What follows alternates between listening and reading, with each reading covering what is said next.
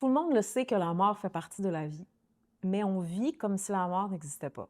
Puis tout d'un coup, à un moment donné, tu tombes malade, puis tu perds ton combat contre la maladie. Et on veut généralement garder les gens autour de soi parce qu'on est attaché à ces personnes-là, on les aime, il y a comme on veut les garder pour toujours. Et moi, c'est quelque chose que j'ai eu la chance d'apprivoiser quand même assez tôt dans ma vie, la mort. Et ça a été des moments initiatiques vraiment puissants et qui m'a fait être en relation avec la mort, pas de manière, oh mon Dieu, la mort, je veux dire un dialogue avec autant ce passage de transition qu'est la mort. Et à la fois, plus que je suis en relation avec le fait que la mort existe, plus que je vais être en relation avec le fait que la vie, elle existe, puis que je veux prendre soin de la vie. Plus je suis déconnectée de la mort, plus je vais être déconnectée de la vie. Ça va littéralement ensemble. Parce que moi, je l'ai vu, il y a ma mère qui est décédée, puis mon père, donc mes deux parents.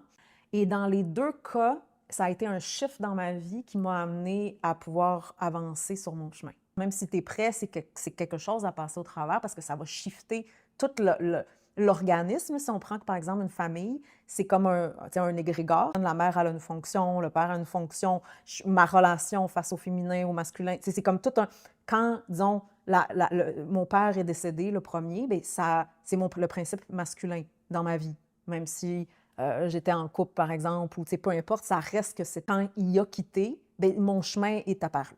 Littéralement. Après ça, il y a toujours le deuil, c'est réel, de se donner la chance de pouvoir le vivre, etc. Mais ce qui fait que les gens, on s'accroche autant, c'est parce que justement, on ne veut pas évoluer.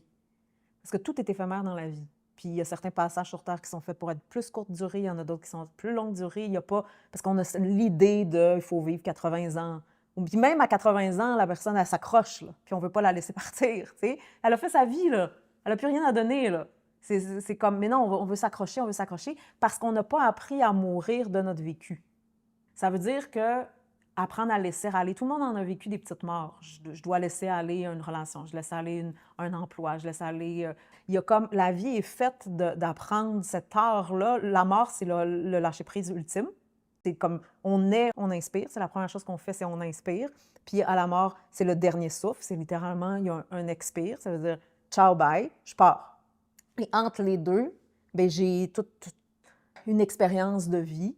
Et comme notre vie, généralement, n'est pas intégrée, bien, on arrive à la mort, on n'est pas en paix. Là. Il y a comme, j'ai pas intégré mon vécu, je suis pas prête à expirer, à lâcher. Mais si j'ai appris, j'ai étudié l'art d'apprendre à expirer, puis à lâcher, puis à laisser aller ce qui est mort, puis ce dont j'ai plus besoin ou ce qui a besoin de changer de forme, bien, c'est comme une préparation à ce dernier moment-là. Ah, bien, je veux vivre consciemment, et je veux mourir consciemment aussi. Donc, n'hésitez pas à ce moment-là à me contacter si vous avez besoin d'un accompagnement pour passer à travers. Et ça fait partie de... Et la mort n'est pas mon ennemi.